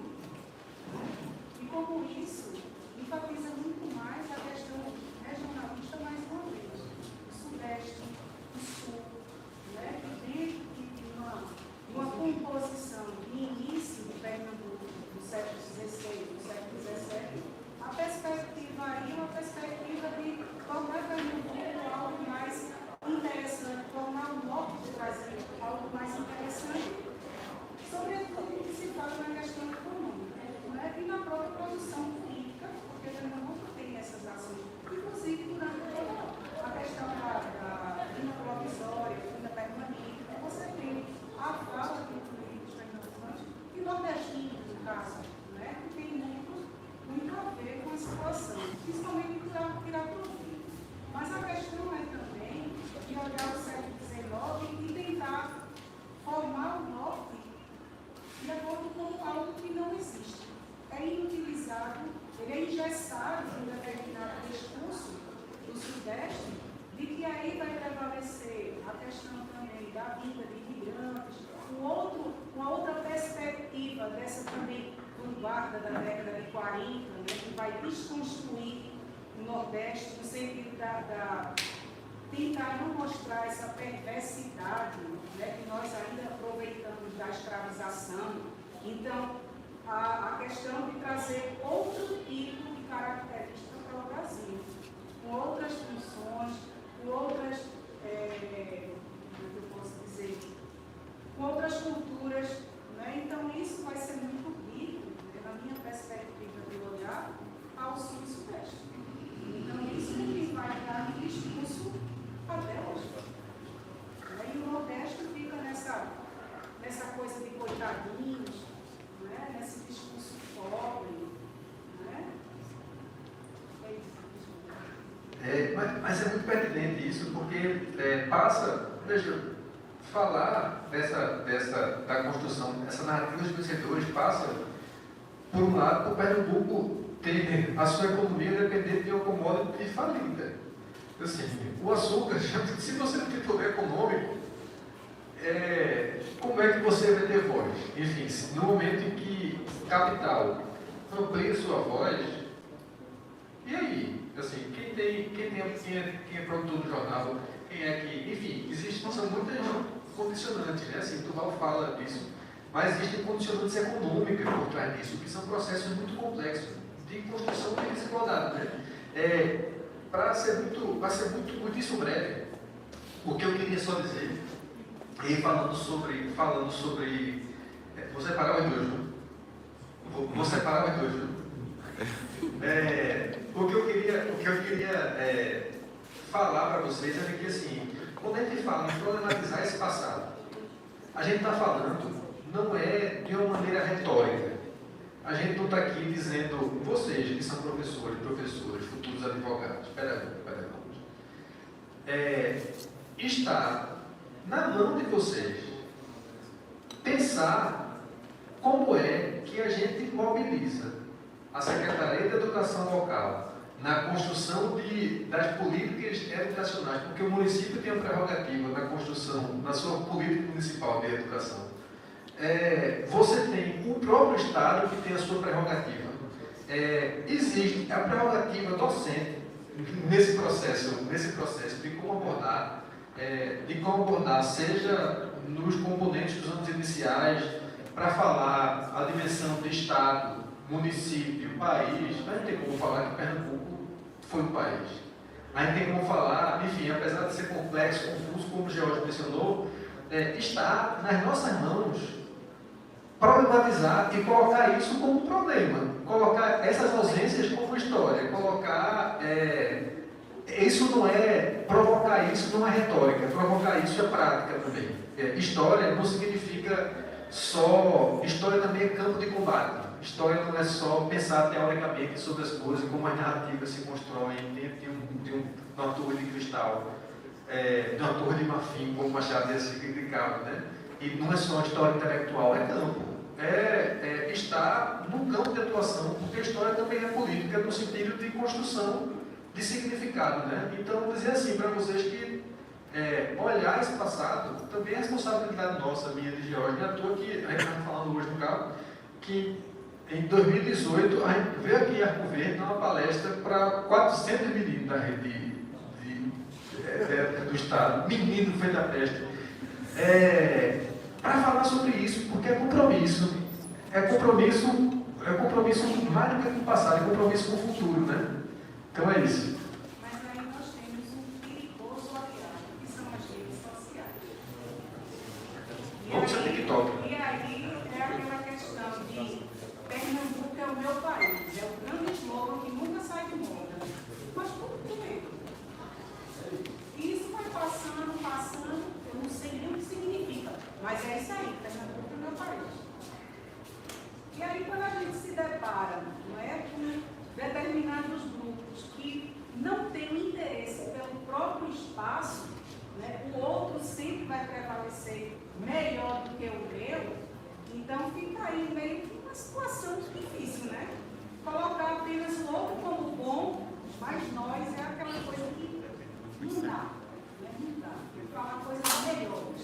Então eu vejo muito essa questão pernambucana e que fica nas entrelinhas, dentro de uma sala de aula, por exemplo, de que se o aluno ele não tem nenhum conhecimento sobre si, como é que ele também vai entrar nesse circuito de conhecer a região, que é uma problemática nas nossas escolas, não é? Principalmente, eu penso muito na dificuldade do aluno do 5º ano para o 6º ano, onde ele vai se deparar com vários professores e, ao mesmo tempo tem um professor de história ali que talvez não vai dar aquele pontapé inicial de o que é pré-história.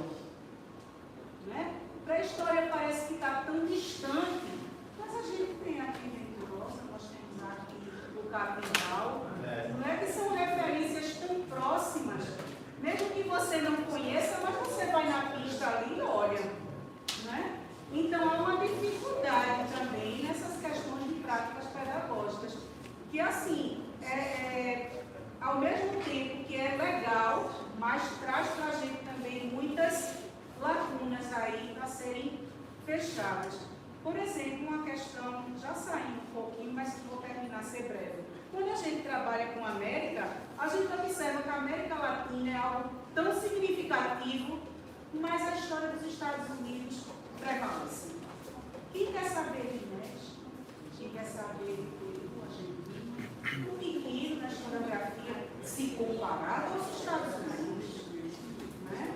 Então, isso é uma questão também de problemática de referência própria, né? Que são nossos irmãos. Né? Eu, por exemplo, estou usando o mapa da América dos Incas, que a gente diz que é de cabeça para baixo, né? Então, não sei se tem essas coisas aí, né? Meu norte, seu sul é meu norte. Bom, pessoal, pelo adiantado da hora, né, tem algumas questões aqui que eu vou passar para os palestrantes, depois ele manda pelo WhatsApp. Vou passar para a Georgia aqui. Eu tinha prometido, né, que tem um livro para quem não quer saber o final. Então, para quem tem alguém fazendo aniversário essa semana? E na semana passada? Tem que trazer o aniversário. Pode ser. Tem alguém fazendo semana passada? Tem aqui, ó. Aqui. Amanhã. Tem que mostrar, viu? Tem que mostrar o documento.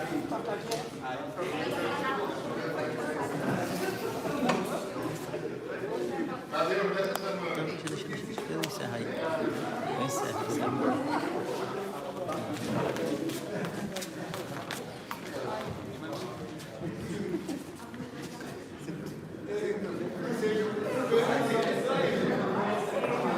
Da semana passada, quem foi? Peraí, tem mais alguém da semana passada?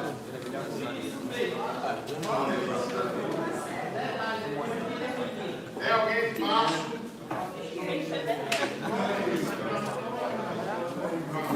Mas tem que ir. Os Vai agraciados do vão fazer a foto aqui com os palestrantes. Você é do quanto? Kaline.